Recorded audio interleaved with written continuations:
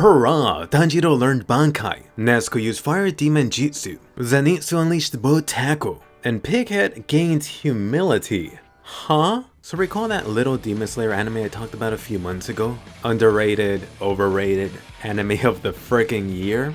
Looks like that's definitely been answered loudly recently. Everyone is talking about this anime. For me, it's in top 10 at least. But really, what makes Demon Slayer so goddamn truly amazing? Why does it work so well? For Demon Slayer, this really starts at its core, before you even get into the story. You got this top anime studio Ufotable picked to tackle the shonen anime. Most of you are familiar with Ufotable from their Fate anime work. Arguably that has some of the best animation period. This really gets into a more general topic, what makes a great anime? It really is always a blend of three key things, plus a little bit of other side elements. 1. The story, 2. The animation studio, and 3. The soundtrack, in that order. Naturally, the most important piece is the story foundation. The animation is lacking or just plain sucks ass. The music isn't great or even noticeable. Doesn't matter to some extent. A captivating story could make up for some of that. On the flip side, your story is really just okay, kinda simple. On the other hand, high animation plus a kick-ass soundtrack, that'll definitely elevate your anime a couple of levels. Now you get into Demon Slayer. This anime brings all those high quality ingredients to this great, perfect blend. You got the intriguing adventure of Tanjiro and his demon sister Nezuko. Ufotable is bringing their A+ game. Yuki Kajiura is back with the kick-ass soundtrack.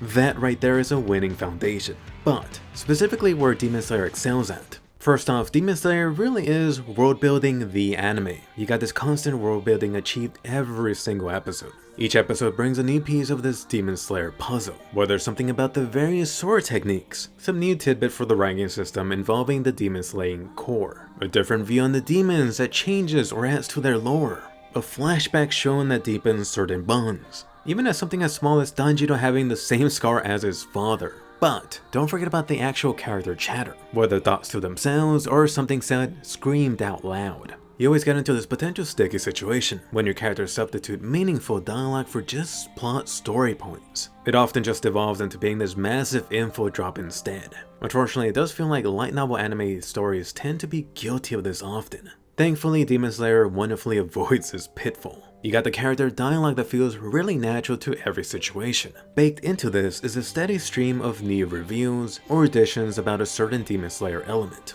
But going back to what I mentioned, the main strength of Demon Slayer has to be its captivating story. By far, the Demon Slayer beginning screams out 150% shonen. Oh, your parents got murdered, your sister turned into a demon. Now it's up to you to get stronger, then hopefully find and defeat the guy who caused all this mess. And then perhaps turn your sister back into a human. And yes, I've seen some people try to knock Demon Slayer down just for being another typical shonen story, which would kind of make me question why you're watching shonen in the first place. A trap I see a lot of people always falling into is simplifying some story elements to an extent that you get blinded, unable to see the actual story details. Just imagine if I generalize the starting point even more. Something terrible happened to the main character and his family. Now the main character has to improve himself to fight against whatever caused that tragedy. What is that, like 90% of shonen? On the flip side, let's actually get a closer look at Demon Slayer. You got the tragedy that Nezuko and Tanjiro experienced. Tanjiro then struggled and trained his way to prepare for the demon slaying exam. At that point, Tanjiro struggled even more, thankfully entering the demon slaying core lowest ranks. Currently, you have Tanjiro running side missions, hopefully to find out more info about the demons and the evil demon bastard along the way.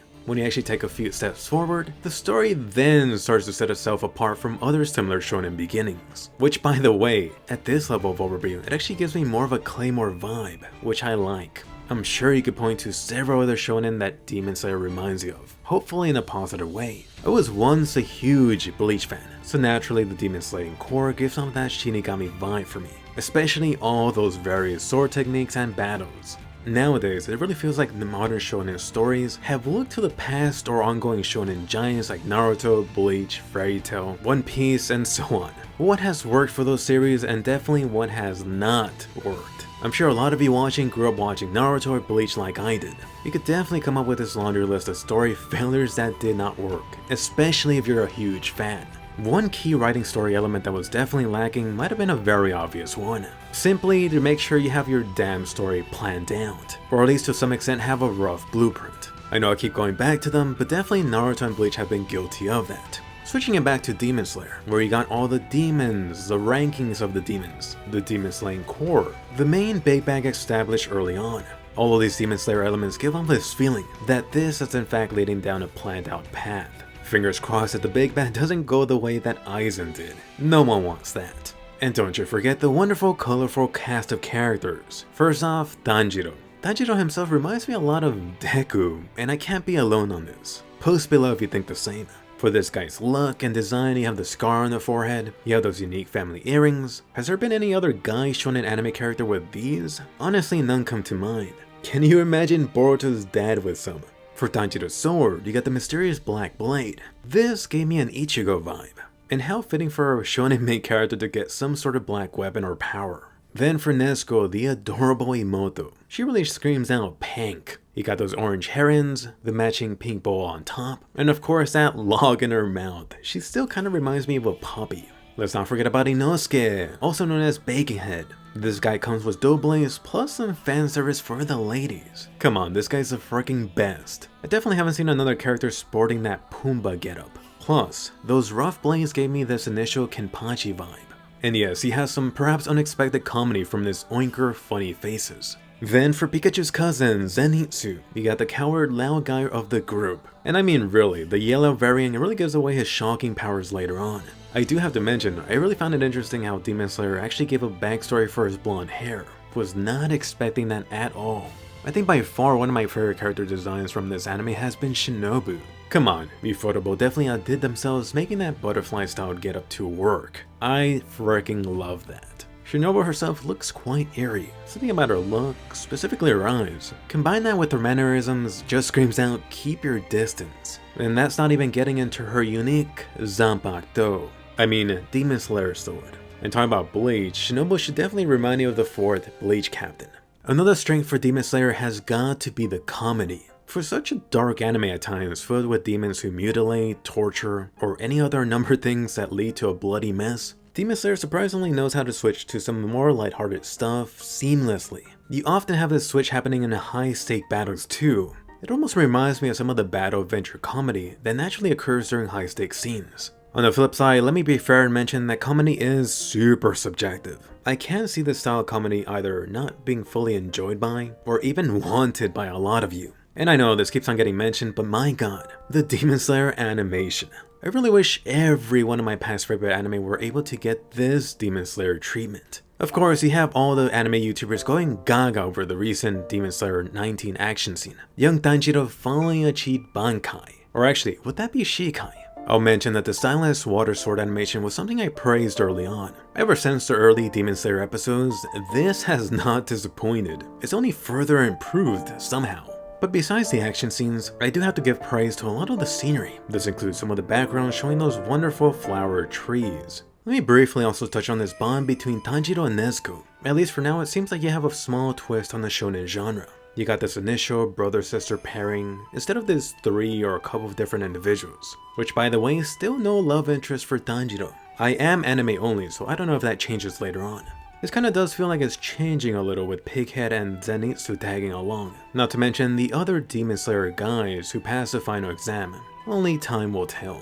But really, going back to Nezuko and Tanjiro's bond, that has been an extra highlight of the series. I just love how close these two are. That's even without Nezuko really speaking. And despite that, Demon Slayer actually manages to show off Nezuko's small personal quirks here and there. And of course, let me not forget, Demon Slayer is definitely not the type of series to be scared to show some bloody and more gory type of elements. I mean, Demon Slayer has so many of these couple of scenes spread out, where I could almost feel those cuts and slashes on my skin.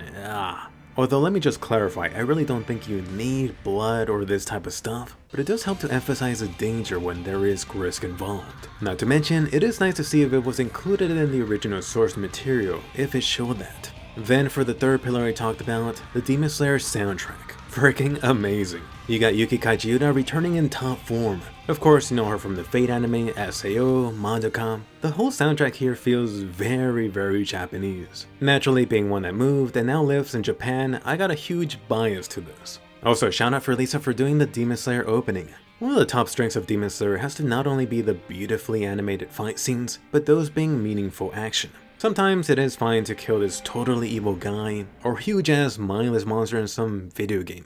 Unfortunately, too much of that will eventually lessen the impact of any action stuff you got, no matter how amazing it does look. Demon Slayer actually does go into that familiar shonen trope of giving a backstory to a demon right before they're about to die or in their final few seconds. The strength right here is the ability for this anime to humanize these demons. Are the demons really bad by nature, or is it really due to some external factor? This further brings up the question about where the Demon Slayer core stands in all of this. Now, let me be fair, I'm actually making Demon Slayer sound like this perfect god tier anime. There are a few minor Demon Slayer nitpicks. Let me quickly touch on that. First off, the yellow guy. So Zenitsu got a loud introduction, and since then he's been getting only goddamn louder. I'll just say that I initially really liked this guy. He really serves as his counter and balance to this Demon Slayer trio. However, I think the anime sometimes really overdoes it. Thankfully, in the recent episodes, he has pretty much been forced to quiet down. He was almost getting into that borderline annoying territory, and not the good type of annoying.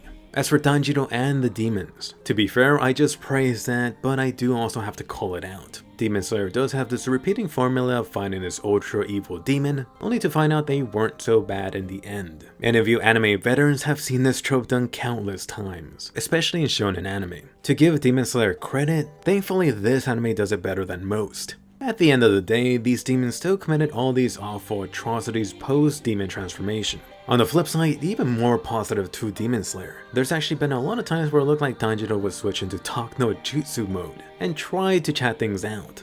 Thankfully, it hasn't gone that direction yet. Then for Nezuko, something I brought up in my initial impressions video. Why is Nezuko still so quiet? Can you at least have Tanjiro try to chat with her on screen? I've actually seen some angry fans go as far as complaining that Nezuko basically has a gag on her face to make her look cute. I don't know about going that far. On the flip side to this, finally in the latest anime stuff you have Nezuko using some demon arts, so maybe some chatter is coming.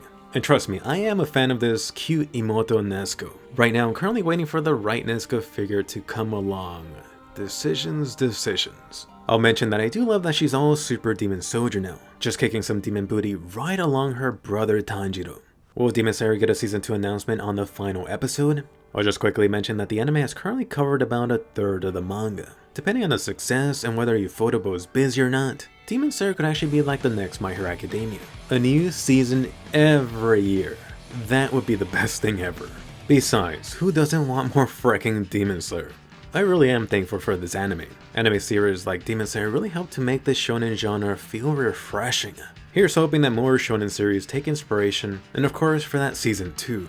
Anyway, more important, post your thoughts about Demon Slayer down below. Is this anime of the year for you? Is it overhyped? What are you enjoying? What do you think is lacking? If you enjoyed this, smash that thumbs up and subscribe for more in-depth anime videos like this one. Definitely check out my recent video going over every summer anime. Find out what's good, and I'll see you guys later.